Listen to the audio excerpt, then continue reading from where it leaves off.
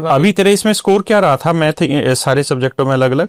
Sir मेरे को ऐसे पर्टिकुलरली स्कोर याद नहीं है, बट मेरा मैथमेटिक्स में शायद एक ही क्वेश्चन गलत था, और इंग्लिश में सर एक गलत था, और रीजनिंग में पूरे सही थे, और सर जीके में गलत था।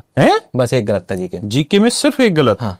तो जीके तूने इतना घोट के पी दिया क्या? नहीं सर, नहीं, जीके ऐसे घोटने वाली बात नहीं सर। अच्छा, करंट अफेयर पढ़ते थे तुम लोग? नहीं सर, नहीं, उसकी जरूरत नहीं है सर। बस वैसे रीजनेबल तरीके से। हाँ सर, बस वही मतलब जो अभी जो करंट सिनेरियो चल रहा है, लाइक अपॉइंटमेंट्स वगैरह एंड ऑल, ये सारी थोड़ा थोड़ा देख लो। बाकी करंट अफेयर को इतना टाइम देने की जरूरत नहीं, क्योंकि अगर आप 2024 का एग्जाम दे रहे हो तो आपको पूछ रहा है, 2019 की पूछ रहा है, 20 की पूछ रहा है, रैंडम कुछ भी पूछता है सर। अच्छा, करंट में ऐसा फिक्स नहीं है कि? No sir, no.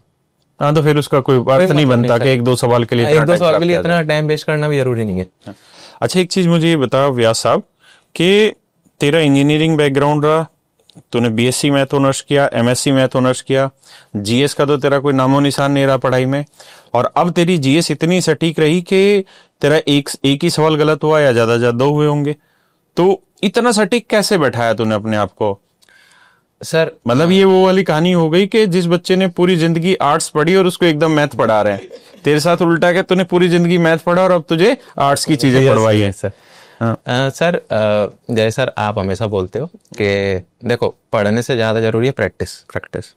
तो अगर आप, जैसे आपने सर रेशियो करवाया सर, मैंने आपसे सर रेशियो परसेंटेज ये सारे टॉपिक पढ़े, तो अगर आपने रेशियो करवाया सर, तो रेशियो जब आप करवा दोगे सर, उसके बाद आप एक शीट देते हो 500 क्वेश्चन की, वो सॉल्व कर लेता है बच्चा, फिर दोबारा रिपीटेटिव पैटर्न आता है, एक बार फिर सॉल्व कर ली, तो सर फिर उसको नोट्स देखने की जरूरत नहीं पड़ती।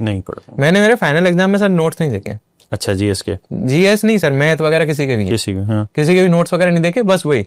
तो जितना आप पढ़ते हो उससे ज्यादा प्रैक्टिस मायने रखती है।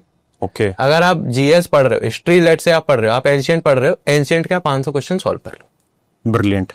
500 क्वेश्चन सॉल्व कर लो, 300 कर लो, 400 कर लो, जितने करने। हाँ, जितनी हिम्मत है उतने कर जाओ। मुश्किल से सर 2 घंटे लगते हैं। अच्छा, मुश्किल से 2 से 3 घंटे आप लेटे इसका। हाँ, पढ़ना ही है बस पढ़ना है, टिक करना है, जो नहीं आ रहा सर्कल कर दो। तो अब तूने कितनी बार पढ़ा होगा? जैसे मान लो एंशिएंट हिस्ट्री और उसमें 200 क्वेश्चन है, तो तूने उसको कितनी बार रिवाइज कर लिया होगा? सर मैंने पहले मतलब एक बार मैंने जो मेरे नोट्स हैं वो देख लिया, अब मैंने वो साइड में कर दिया। अब उसके बाद मैं क्या करूंगा कि मैंने एक बुक उठाई, कोई सी भी रैंडम बुक, कोई भी एप्लीकेशन उठा लो, उसके सॉल्व कर लो। अब जो क्वेश्चन बन गया वो ठीक है, वो तो दोबारा देखने नहीं है, क्योंकि वो अपने नोट्स में है। जो नहीं बन रहे उसको सर्कल कर दो, जब वो खत्म हो जाए दोबारा उनको अपने नोट्स में ऐड ऑन कर लो, हो गया सर खत्म। ब्रिलियंट। तो तेरे हिसाब से, जो इससे बात करके मुझे व्यास से लगा कि प्रैक्टिस बहुत मैटर करती है, और आपको एक बार तो चीजें तरीके से तैयार करनी ही चाहिए, जैसे मैथ है या कोई भी सब्जेक्ट है, एक बार तरीके से इज्जत से पढ़ लीजिए उसके बाद।